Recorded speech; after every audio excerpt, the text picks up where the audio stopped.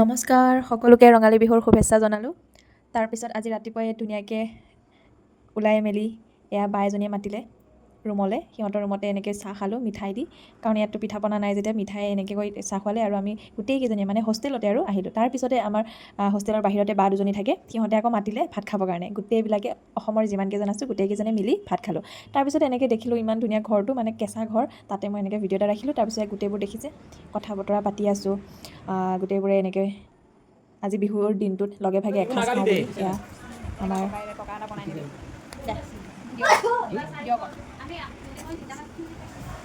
তাৰপিছত বাকিলি নি নাই ঠাণ্ডাত উঠাই দিয়া আজি চিকেন এইফালে নাই এয়া ভাজি খাইছোঁ এয়া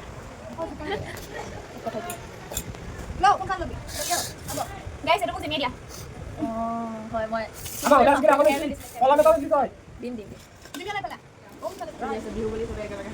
কি আছে বিহু বুলি আছে মাংস এইফালে আছে চালাড গাজৰ আৰু তিয়ঁহ এইফালে এইটো কি বেঙেনাৰ ভাজি বেঙেনা আৰু এইটো ভেন্দি ফ্ৰাই আৰু এইফালে পনীৰ সিহঁতে মাংস নাখায় আমাৰ এইপিনে আছে পনীৰ কৈ দিয়া এইটো আমাৰ ৰুম পনীৰ নাখায় হেৰি নাখায় ৰূপশ্ৰী বৈদ্য আৰু হিমাশ্ৰী এজনী শুভ্ৰু আৰু কেমেৰা মই কেমেৰা ওমেন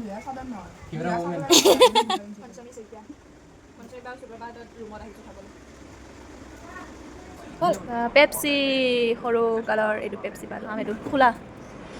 তাৰ পাছত একদম এয়া হোষ্টেলত আজি দিলে মিঠাইৰ পেকেট, চাওকচোন ইমানবোৰ মিঠাই দেখি মই একদম খুচি হৈ গ'লোঁ। তাৰপিছত আজি দিনটো ভালকৈ গ'ল, ভাল লাগিলে। বাকী মিঠাইটো খাই চালোঁ, ইমান ধুনীয়া। আৰু বছৰটো সকলোৰে ভাল যাওক, মোৰো ভাল যাওক। ঠিক আছে, আকৌ এবাৰ শুভেচ্ছা জনালোঁ বিহুৰ। Bye bye.